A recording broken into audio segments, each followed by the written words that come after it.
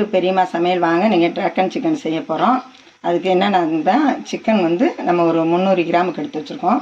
அதுக்கு தேவையான என்னென்னு பார்க்கலாம். பெப்பர் வந்து 1 ஸ்பூன் அளவு போட்டுக்கலாம். இது வந்து கார்ன்ஃப்ளவர் மாவு ஒரு 1.5 ஸ்பூன் போட்டுக்கலாம். மைதா மாவு வந்து ஒரு 3 ஸ்பூன் போட்டுக்கலாம். இதில் வந்து சால்ட்டு தேவையான அளவுக்கு சால்ட்டு போட்டுக்கலாம். ஒரு முட்டை ஊற்றிக்கலாம். இப்போ எல்லாத்தையும் நம்ம கிளறி வச்சுக்கலாம்.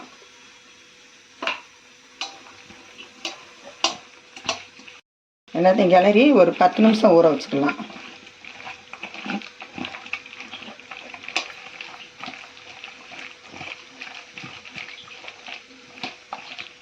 ஒரு 1/2 ஸ்பூன் அளவுக்கு மிளகாத்தூள் சேர்த்துக்கிடுவோம்.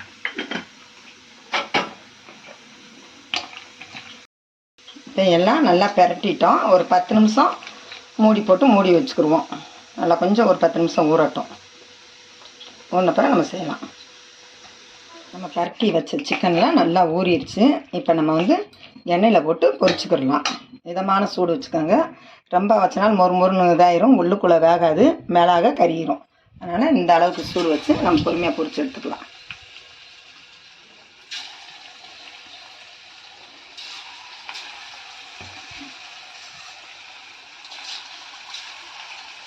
பொரிஞ்சு வருது. ஒரு பரட்டிக்கிடுவோம்.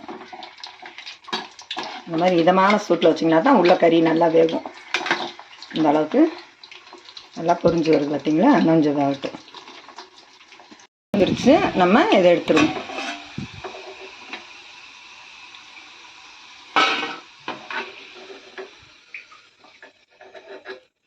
அது மாதிரி எல்லாத்தையுமே பொரிச்சுக்கிடுவோம். நம்ம பொரிச்சு எடுத்துக்கிட்டோம். இப்போ அடுத்து இது பண்ணிக்கலாம்.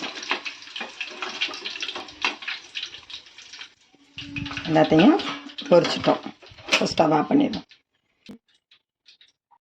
சிக்கன்லாம் பொரிச்சு வச்சுட்டோம்.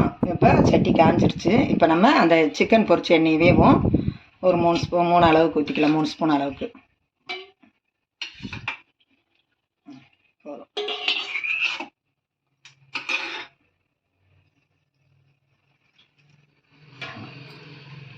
இன்னும் காஞ்சிருச்சு.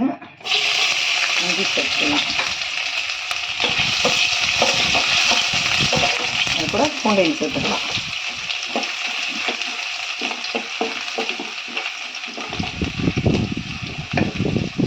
வெங்காயத்தையும் சேர்த்துக்கலாம்.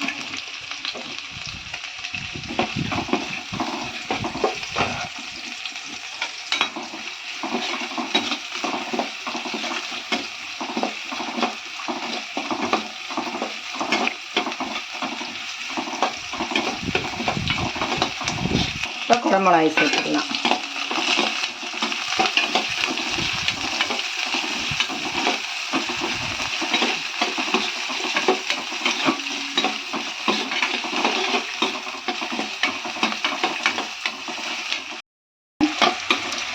ரெண்டு ஸ்பூன் அளவுக்கு சில்லி சாஸ் சேர்க்குறோம்.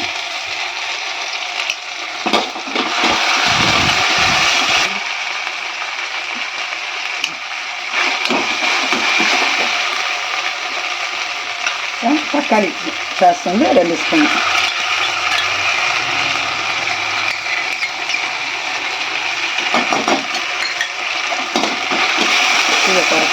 சோயா சாஸ் கொஞ்சமாக ஊற்றிக்கலாம்.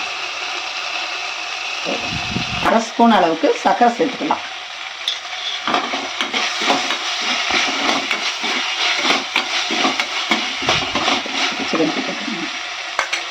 சிக்கனை சேர்த்துக்கலாம்.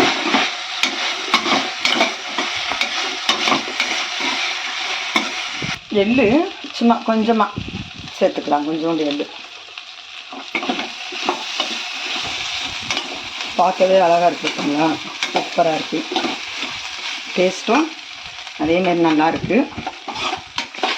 இப்போ ஸ்டவ் ஆஃப் பண்ணிக்கலாம். நீங்களும் வீட்டில் ட்ரை பண்ணி பாருங்கள். இந்த வீடியோவுக்கு ஒரு லைக் போட்டுருங்க. பெரியம்மா சமையலுக்கு ஒரு சப்ஸ்கிரைப் பண்ணிடுங்க.